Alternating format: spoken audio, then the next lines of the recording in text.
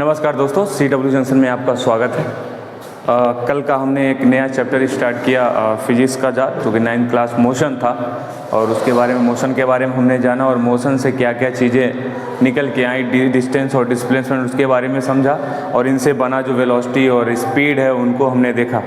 आज हम कुछ प्रॉब्लम अपने सामने लेके आए हैं according to distance and displacement. उनके प्रॉब्लम को कैसे हम सॉल्व करेंगे।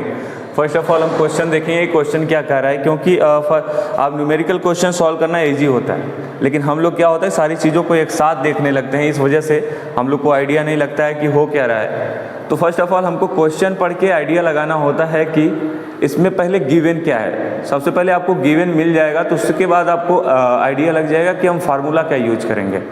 ऐसे हम बहुत सारे प्रॉब्लम देखेंगे, और उन बहुत सारे प्रॉब्लम में से एक प्रॉब्लम ये है कि a man travels a distance of 1.5 metre towards east. मतलब कोई इंसान है, कोई आदमी है जो कि 1.5 मीटर जो है पूरब की तरफ चलता है, देन 2 मीटर टुवर्ड्स साउथ, और 2 मीटर फिर वो साउथ की तरफ चलता है, and finally 4.5 metre towards east.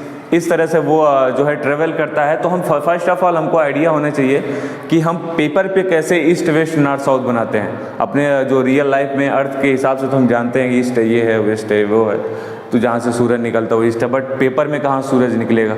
तो पेपर में आइडिया लगाने के लिए हम क्या करते हैं, फर्स्ट ऑफ ऑल आप मैप को देखना जहाँ समुद्र वाले एरिया दिखते हैं ना बेटा, वही होता है साउथ, और जहाँ पहाड़ों वाले एरिया लिखते हैं वो क्या होता है बेटा, नॉर्थ।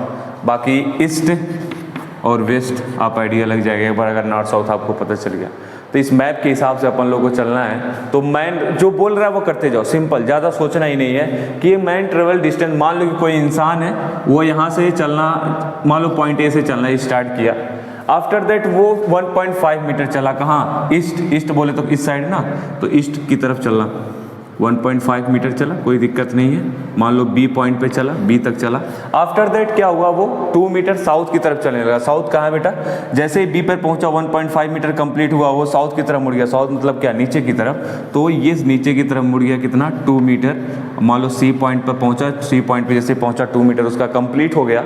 आफ्टर दैट क्या हुआ कि साउथ फाइनली 4.5 मीटर वो कहाँ चला, ईस्ट। जैसे ही साउथ की तरफ चलेगा, साउथ से ईस्ट कहाँ है भैया, उधर तो वेस्ट है, इधर क्या है, ईस्ट है ना, तो इधर की तरफ आराम से मोड़ लो, कोई दिक्कत ही नहीं। बाकी ये तुम्हारा कितना है, 4.5 मीटर है, और यही हमारा लास्ट पॉइंट डी है। तो अब मेरा ये बन गया, जैसे ये क्वेश्चन बोला था हमने वैसे ही इसको जो है ड्रॉ कर लिया अपने पास। अब हमको आइडिया लगने लगा क्या करना है।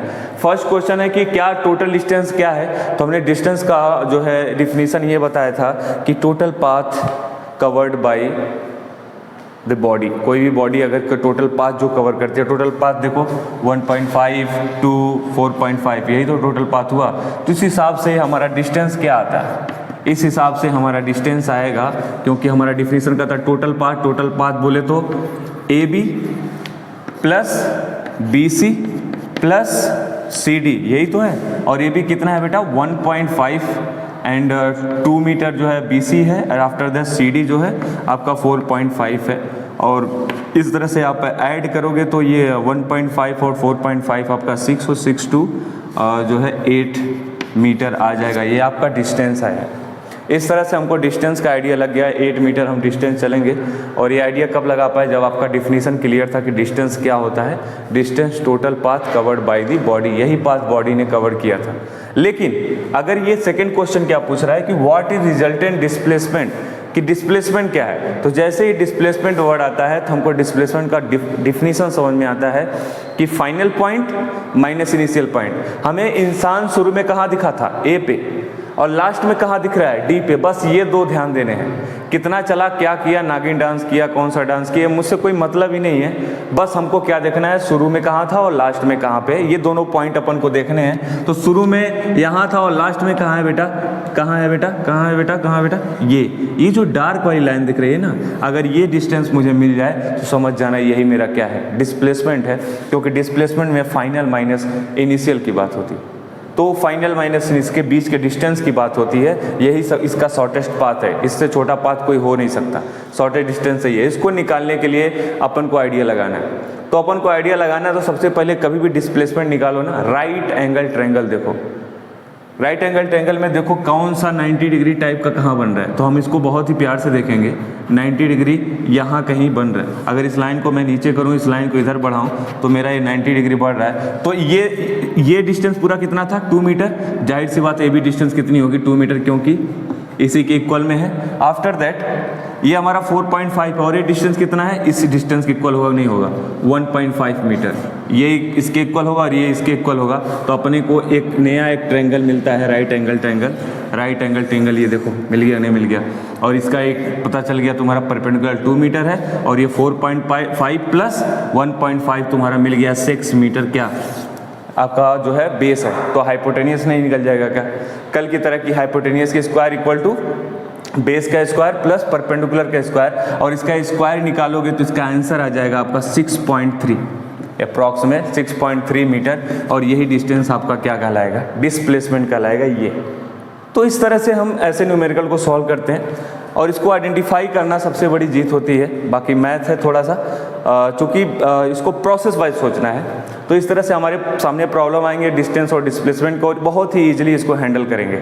जैसे जैसे ये बोल रहा है वैसे वैसे अपने को करते जाना है। लास्ट में अपने आप मुझे कैलकुलेशन दिखने लगेगा करना क्या है। अब बात आती है मोशन की। अगर मोशन हम पढ़ ही रहे हैं तो मोशन के टाइप्स हमको देखने हैं। मोशन के कितने टाइप्स होते हैं, तो मोशन के 2 टाइप्स होते हैं, यूनिफॉर्म और नॉन यूनिफॉर्म।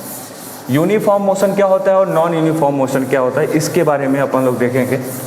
तो यूनिफॉर्म मोशन देखिएगा क्या होता है। यूनिफॉर्म मोशन अगर हो रही होती है, जाहिर सी बात है बॉडी मूव करेगी।